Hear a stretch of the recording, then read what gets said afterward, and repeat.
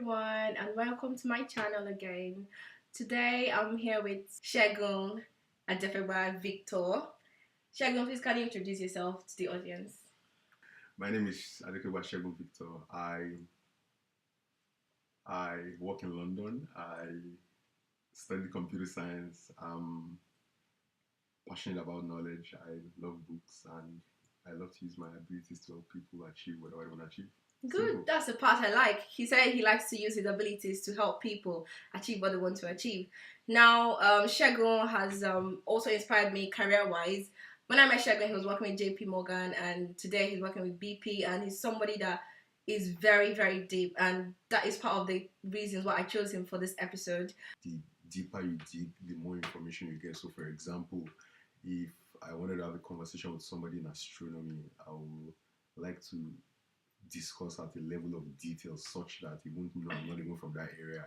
So basically, I try to get a breadth of experience, but I like to dig deeper and get a perfect understanding of whatever I'm delving into. That's it. Okay, that's very good. And one other thing that I noticed about Segun, like I said, he reads a lot of books, and the Bible is one of them. And he talks about the people who inspire him in the Bible. From the Old Testament, Segun says David inspires him. And from the New Testament, he says Apostle Paul inspires him. So, Segun, can you tell us a little bit of why, David and Apostle Paul inspire you? And, how have you been able to use their lives and the way they lived and acted in the Bible to, inspire yourself? Yeah, I mean, I think David is an absolutely amazing man. He was a man who wasn't given an opportunity in life. Shepherd boy to King of Israel. He was a man who showed that promotion comes from God and comes from God alone. Mm-hmm. And his rise was meteoric and his progress was rapid. So David came in one day and Samuel came to the house. He knelt down as a shepherd boy and rose up as the King of Israel. Wow. I think that's a meteoric rise. I think David was a worshipper. Whenever he worshipped to an extent that his clothes would fall off his body. David was handsome. The Bible records that he was radiant of a beautiful appearance to behold. David was a motivator. He took 600 men that had been condemned by Israel in a cave called Adullam, reformed, refined, and changed them into men of war. David was kind-hearted. One very important thing about David was whenever he failed, whenever he made a mistake, he admitted it quickly. I mean, he committed so many bad sins. For example, he killed a man for his own woman, but God forgave him. Why? I mean, some theologians said David didn't commit any sin twice. He had a repentant heart. He was extremely passionate. He loved the things of God. What mattered to God mattered to David. Yeah. And for Paul, I thought Paul was absolutely amazing. It wasn't like Peter. He didn't dine with Jesus. Jesus didn't wash his feet. He didn't touch the body of Jesus, but single-handedly wrote 2/3 of the book of the New Testament. Yeah, that's he amazing. Came from behind and overtook all people that had an experience with Jesus. I think it's absolutely amazing. Like how you want to overtake everybody, how you just enter your company, want to overtake and fly. I have no idea what you're talking about, honestly. I have no idea what you're talking about. Okay, there were things that I picked up from what Segun actually said. About David, he said David was a man who, he rose from being a shepherd boy to become a king. David was a motivator, and David was someone who loved God, who loved to worship. So picking up these phrases from what Segun has said, you can see that it kind of, gels with who he is. Apostle Paul, who never had an opportunity to meet with Jesus, but was able to overtake all the disciples. The way I see it also is that, he wasn't given enough chance. He wasn't given enough opportunity to have that time to spend with Jesus. But because of the passion and the way he took everything, the way he took his love for Christ and the way he, embraced Christianity, he was able to do much more than the other apostles. So just the same way we are in life today, most of us are not given as much opportunities as other people, but that doesn't stop you. That doesn't mean that you cannot reach a certain height in life. Just like Apostle Paul and just like what Segun said, you can rise above, you can overtake even people who you used to think they were more than yourself. I came to the UK and I came here to study for my master's. After studying, it was not easy getting a job, trust me. When you make applications and you keep getting no's and all. But Segun here has been able to break into the financial sector, and he started with JP Morgan and he's now working with the British Petroleum. So I must say I'm really impressed by how far you've gone, and there's something that I know about success. I know success is not by chance, or maybe except you have Dangote as your surname. And success is something that is planned. Is I think it's a journey, it's a process. So, Shegun, can I just ask you, how did you get to where you are today? I mean, I think anybody wants to be successful Mm-hmm. who is getting ready not to first of all fail is joking. Just like for example in war, there's a statement they say in war, say let anybody who wants peace get ready for war. So anybody who wants to excel or succeed must get ready to fail. So I mean, she said some things about actually. I mean, I'm very grateful to God for where I've been. I mean, I actually started at Namura, that's a bank with Berkeley Lehman Brothers. Then went to JP Morgan, now I'm at BP, but it wasn't always smiles and success. I've done some ridiculous jobs. I've worked in a bar, I've worked in a cold room. I had Wow. 73 job rejections before I got a job. 73 job rejections. So what that simply means is if I stopped after 72, I'll probably be in Nigeria or be somewhere else. So the truth about it is that you're not a failure when you fail. You become a failure when you stop trying.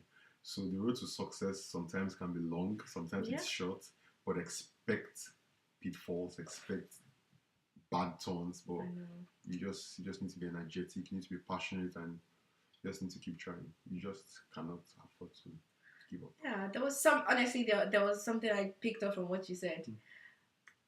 He had 73 job rejections before he got his first job with Nomura, and then JP, and then BP. Honestly, guys, I will tell you something. One thing that can break you is when you have tried to get something, you've tried, and you don't get it.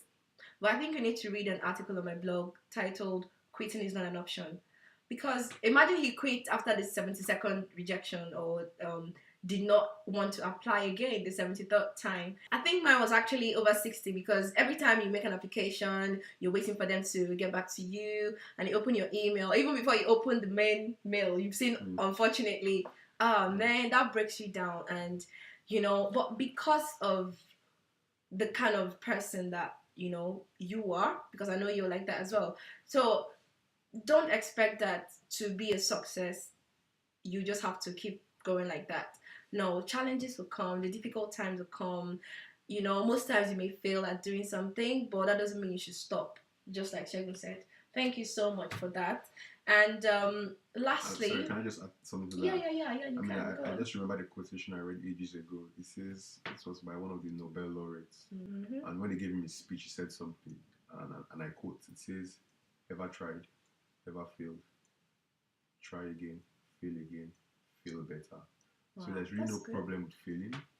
Or for Absolutely. example, if you're writing JAM, if you fail on the first year and you get 66 over 400, next year get 67. Fail forward, feel better. Aww. Eventually success will come. I like that. Did you hear that? I mean, it's just, if you're aiming at something, don't fail the same way. Let feel better. The failure actually, push you to do something, and then the next time, even if you have to feel better. So if you're gonna get 67, your next one get 80, and then the next one 180, and then you get a 270 cutoff mark, and then you pass your JAM and you're into the university, and you enter Unilag. Please don't enter Unilag. Okay, enter Unilag, but be a good boy, be a good girl. So there's also something, I don't know if you remembers, 2012 January, Shegun told me something. He said, if you ever find a path without obstacles, it's probably leading nowhere. Because a path that leads to somewhere would have obstacles. What does that mean? It just means that in your journey to success, in your journey to wherever you're going to, this is 2014, and obviously we all have plans and we have things that we want to achieve. But in this journey, don't expect that it's going to be a smooth ride or the road is going to be easy peasy. No, because every challenge is a setup for you to get to the next level. As you go past any challenge, it takes you up to the next stage, and then you keep going higher and higher. If you don't go through challenges or go through trials, you never know what, or how to cope with the next level where God is taking you to. So lastly, Shegun, smile for the audience. It doesn't come naturally. So the last question I'm going to ask him today. Finally, as we venture into 2014, it's a new year. Everyone has so many things that we want to do. So many people have dreams, but they never wake up and actually start working on these dreams. So, what advice do you have for people who have, dreams, goals, visions, and things that they want to do this year? What would you advise them, and what would you want to leave them with? Okay, I'll leave with 3 points, and I'll summarize them quickly, but I think they're absolutely essential. As you commence your journey in 2014, I think there are 3 questions you should ask yourself every single day you wake up in the morning. I mean, and some of these questions are not questions I'm not condemning anyone. I ask myself these questions as well. I still did this morning. You still did this morning? Okay. Still did this morning. And the first question everybody should ask themselves is, who am I? Who am I? That's the first question. The first question is, who am I? So I'll just talk a little bit about that. So what do I mean when I say who am I? And I'll give you a very simple analogy. Okay. I've been living in the UK for about 6 years now, but 90% of my friends still live in Nigeria. Okay. And one of the major things I do for them, because a lot of them like Apple products, is that I fix their Apple products for them. So whenever they have a faulty iPad, iPod, iPhone, iPod Touch, they send it to me and I go to Apple Store. If you have any eye issue, you can contact him. I'm not the one who's going to fix it. Anyway, they send me their Apple devices and I take them to Apple Store. And when I get to Apple Store on Regent Street, 2 things either happen. They fix the problem for me or they give me a brand new one. Every single time I've gone to the Apple Store, I always get my device fixed. So I've never gone to Apple Store with a faulty device and come back with a faulty device. Now, what's the point about that? Okay. Whenever a device begins to malfunction, whenever you no longer understand the purpose behind the device, or whenever you no longer understand the purpose behind a thing, the best person to meet is its manufacturer. Who is your manufacturer? God. The question you should ask God every day is, who am I? What was I born to do? Why am I in the United Kingdom at this point in time, not in Nigeria? Why am I in the US? Why did I study law? Because the truth about it is that it will be absolutely pathetic if you do everything in life and do everything except what God created you to be. You need to understand who you are. I have seen birds walk on land, but a bird was born to fly. I have seen dogs swim in water, but a dog was born to walk in land. I don't know who you are. I don't know whatever you are born to do, but I know if you've been walking, start running. If you've been running, start flying. If you've been flying, start soaring. So understand who you are. That's the first question you need to ask yourself. All of this is just in number 1. That's the number 1 question. This is deep. Then number 2 question you need to ask yourself is, what do I do with my time? Now, I read a book a couple of years ago. It says an average adult sleeps 8 hours a day. What that simply means is that if you sleep 8 hours a day, which is the average time an adult should sleep, by the time you're 75 years old, you slept 25 years of your life away. Wow. Your time is absolutely limited. What do you do with your time? So your time is absolutely critical, and you need to make the best use of your time. Every morning you wake up, you need to learn to suck the life out of time rather than sleep. Because once time is gone, it cannot be taken back again. Make the best use of your time. And there was this research that was done in the United States of America recently. So it says for you to be an expert in anything, you must spend 10,000 hours. For you to be an expert programmer, 10,000 hours. For you to be an expert player of the guitar, 10,000 hours. For you to be an expert journalist, 10,000 hours. In other words, there's something called a 10,000 hour rule. For you to master an area, you need 10,000 hours. So what are you doing with your time? Have you started accruing 10,000 of expertise in any area? In programming, even in air making, in motivational speaking. So make the best use of your time. Now is the time. Make the best use of your time. Make the best use of your time. And the time is now. And the final one is, what is your vision? So a very, very simple thing is, if I look to my left now, so there's a saying that says, how far you see determines how far you go. If I look to my left now, what I can see is a wall. So because a wall is what I see, I can't go beyond this wall. If I look to my right, there's another wall. I can't go beyond that wall. If I look straight ahead, I can see a window and I can see a fence. The farthest I can go is that fence. In other words, what do you see yourself becoming? What have you seen? Do you see yourself as someone who will graduate and get a job with Zenith Bank, or what do you see yourself becoming? And the thing about vision is, when you see yourself becoming something, you need to focus on it. There's something about focus. Whenever you focus on something, every other thing around you blurs. Wow. There's a power of vision, there's a power of focus. So you ask yourself, what is my vision? what am I focusing my attention on? What am I focusing my gifts and talents on? So because of our time, I'll just leave it there. So who am I? Wow. What do I do with my time? And what is my vision? Thank you very much for your time. Wow. Shake, hold on. I mean, guys, this is deep. Honestly, I haven't asked myself these 3 questions this year, but just like you, I'm learning something today. And from today, I'm going to ask myself these 3 questions. And especially what we do with our time matters so much.